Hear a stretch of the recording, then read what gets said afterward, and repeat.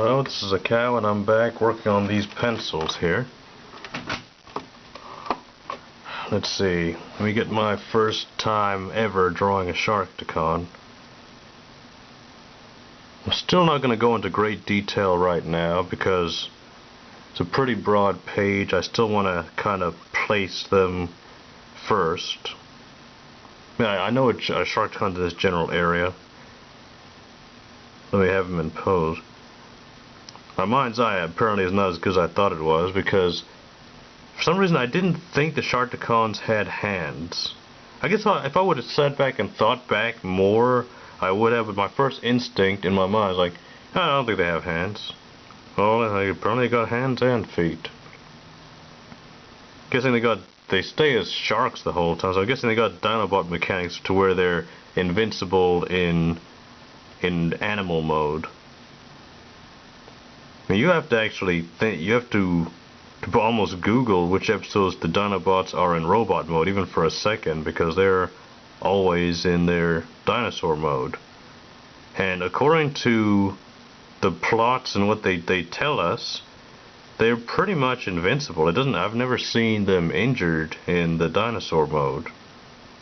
Not that I've seen them injured in the robot. I guess in Dinobot Island, or no, Desertion of the Dinobots. Damn, which one was it? It was one of them. Megatron destroyed a plane or something, and there were Dinobots there nearby, and they actually got hurt for the first time ever. Probably just for the sake of the story, because I personally seen them take a lot worse than that and come back for more without even any trouble.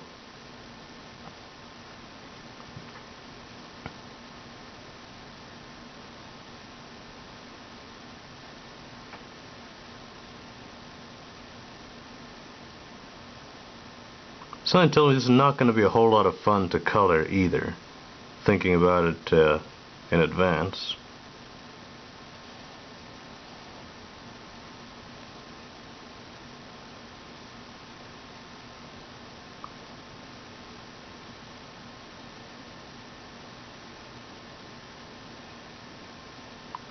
Having trouble making out this rough, what it is exactly that I drew here. Should have colored it darker. But really, I can make it whatever I want. I can see a leg, I just can't see the main body I'm connecting it to. But hey, this is a battle scene. There's no specifics on what's supposed to be here. I could just make it a severed leg, put some wires or something coming out of it. Turn it into an R-rated comic book. Severed, watch out, severed limbs. This guy has no arm already. See, let's put a crack on his chest, some marks or something. I mean, I can definitely fake some damage, but I really do want to look at that Transformers Classic IDW. Somewhere in the first 12 issues, there is you can see some serious battle damage. I know in issue 25, there's an attack on one of the Decepticons by the Decepticons that leaves him pretty scarred. And I want to know, I remember seeing, whoa, that guy's messed up right now. I want to know, how do they make him look messed up? Because there's tricks they can use to create that illusion. Is it cracks? Is it like scuff marks? Is it the wires? Is it spots missing? Or I could just like look up battered cars and see what makes them look battered. And try to make my own take on battle damage. There's no right or wrong answer. Okay, initially I had this guy to not have an arm, but I'm thinking I'm getting a little crazy with these amputee things going on. Let's just say his arm was kind of damaged. He's gonna have two arms. This one's just gonna be hanging. This guy got blasted while he was in the middle of shooting, so he's gonna have some random shots going into the air. Maybe even a couple of directions will have this unsteadiness wave on him going on.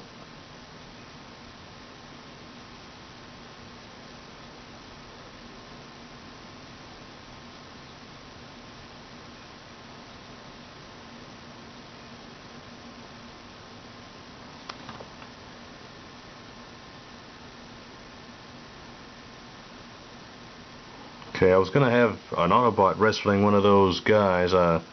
the one with the horns holding a stick, and the stick was going to be going this way and shooting in the air, but since I got the buildings going that way, I'm going to create a tangent, which is kind of awkward. So I'm going to have him holding the stick this way, so it does not, you can see what's going on. The stick's just going to fire into the air because these two are wrestling over it. And I'm going to make the Autobot about the same size as this guy. No, this guy has a spear. He's going to be just, let's say, a couple of heads taller.